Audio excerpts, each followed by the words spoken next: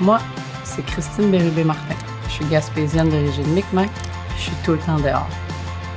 L'hiver tire à sa fin et la saison touristique aussi. J'en profite pour explorer ma Gaspésie, rencontrer les locaux qui vivent l'hiver à fond et qui développent le tourisme hivernal en partageant leur passion pour leurs activités et leur territoire, chacun à leur façon.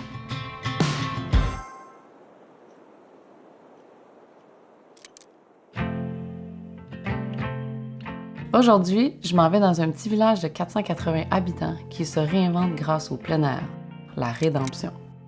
Spéléologie, motoneige, ski hors-piste, cet endroit est un petit trésor méconnu. On s'en va rejoindre mon grand chum Nick Tremblay pour faire du snow avec un des hommes derrière le développement des plus belles montagnes de ski de la région, Bruno Belliveau. Wow! Ça fait longtemps? Mais ça, je suis contente de toi! Il est ingénieur forestier et grand passionné de ski. Son objectif, développer des secteurs de ski hors-piste à la fois sécuritaires, le fun et durable. Coucher de soleil, c'est fantastique ici, là. Ouais, ça doit, hein? La montagne Saint-Pierre fait partie un des premiers secteurs que la coop Accès Chic-Choc a développé. Oh, c'est trop beau ici, là! Quand on a commencé à vouloir développer la filière du ski hors-piste, c'était encore marginal, mais nous, on le pratiquait depuis plusieurs années, puis on sentait que c'était en montée, que le sport est en pleine ébullition à ce moment-là déjà, tu sais. On commençait à avoir des initiatives ponctuelles à des endroits précis. Nous, je pense qu'on a su saisir qu'on pouvait peut-être faire la même chose, mais à l'échelle de la région de la Gaspésie. En tout cas, ils n'ont pas fait les choses à moitié. Bon, assez parlé, il est temps de commencer notre première descente.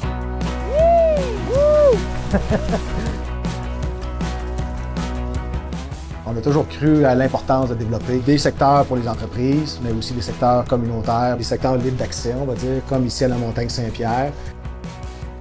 On voit maintenant des jeunes de 20 ans, 25 ans, qui, à place de faire leur trip de ski bum dans l'Ouest, comme on faisait, nous, dans nos époques, viennent le faire en Gaspésie. Tu sais, c'est spécial. C'est le fun de voir ça. Ce qu'on souhaite, c'est que les visiteurs, les gens qui viennent, mais qui arrêtent au village, tu sais, qui arrêtent au dépanneur, qui arrêtent au restaurant, laissez votre trace au village. C'est comme ça qu'on va faciliter la pérennité de nos sites. Eh bien ça, Bruno, fallait pas me le dire deux fois.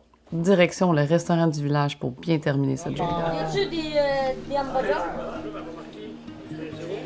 Je me sens affamé. Avec des projets de développement comme la montagne Saint-Pierre, Bruno et la coop Accès Chic-Choc continuent à dynamiser et augmenter l'attractivité de villages comme la Rédemption. Puis dans cette histoire, c'est tout le monde qui en sort gagnant. On continue notre voyage en allant au cœur de l'imposant massif des Chic-Chocs, dans le parc national de la Gaspésie. C'est ici, à une vingtaine de kilomètres de Saint-Anne-des-Monts, que se trouve le bureau de Avalanche Québec, le seul centre d'avalanche à l'est des Rocheuses. Salut! Salut, Jeff! Ouais, ça fait longtemps. Oui, mais contente de te voir. Jeff m'a invité à l'accompagner faire des prévisions sur le terrain pour la préparation du bulletin d'avalanche quotidien. L'enjeu des bulletins publics, c'est que ça touche des très grandes zones aussi. C'est pour ça que c'est super important d'être autonome en montagne, puis de voir le bulletin pas comme la vérité, mais comme un outil supplémentaire. Mais il faut qu'il y ait une partie qui soit une analyse personnelle de ce qui se passe. Puis pour ça, prendre des cours, faut s'informer, sortir avec du monde qui connaissent ça un peu, avoir des mentors. Ouais. Puis c'était-tu beau? Ouais. Ah ouais. Tous les jours, du 1er décembre jusqu'au 30 avril, les prévisionnistes utilisent les données météo et les observations des équipes terrain pour évaluer les risques d'avalanche et émettre un bulletin public pour le lendemain. C'est beau d'un boulot en plus! Mais avant de faire des bulletins, il faut d'abord sortir sa pelle.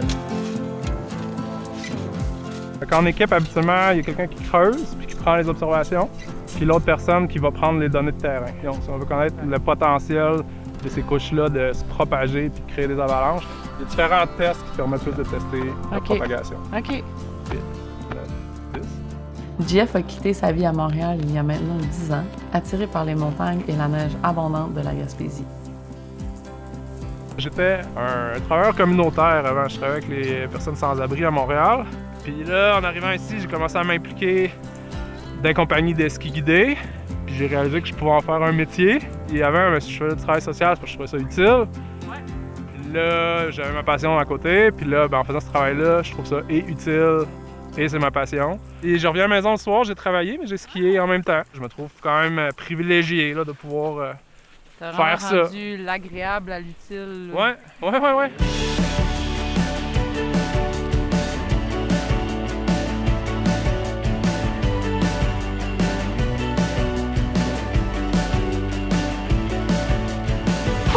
C'est serré!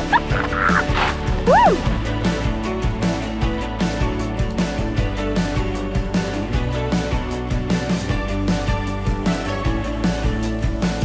Merci, Jeff. Ben, moi, je vais pouvoir prendre toute l'information qu'on a ramassée aujourd'hui, partager ça à l'équipe pour la production du bulletin ce soir. Merci! Tu t'en vas où après? Parac! Oh yeah! Bien, on doit voir ça. Yeah, chanceuse. Yeah. Profite-en. C'est sûr. Cool!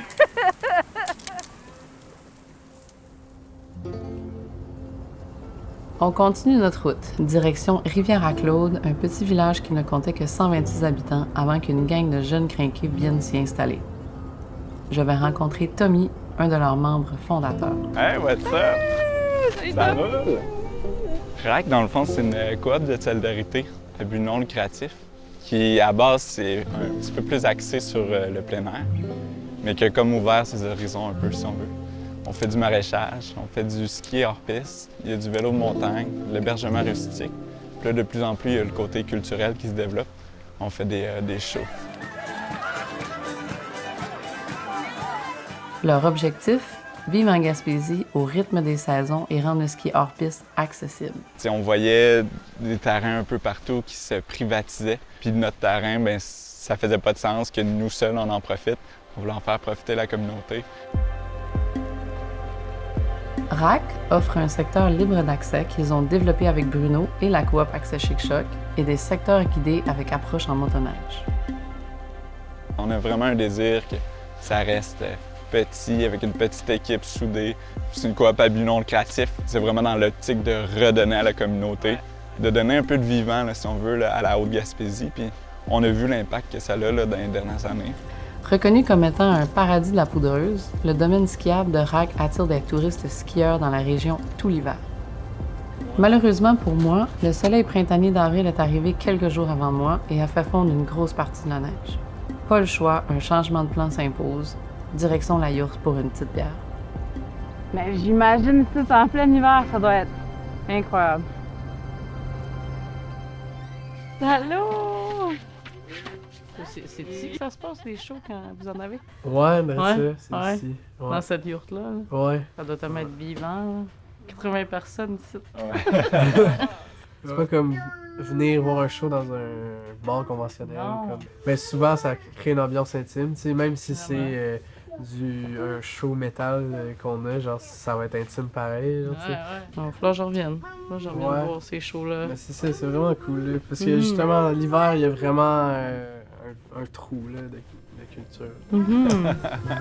Venir à RAC, c'est réaliser que même sans beaucoup de neige, l'ambiance de la coop suffit à te faire passer une maudite belle journée. Et que le sauna, c'est la cerise sur le Sunday. Merci, Tommy, pour l'accueil.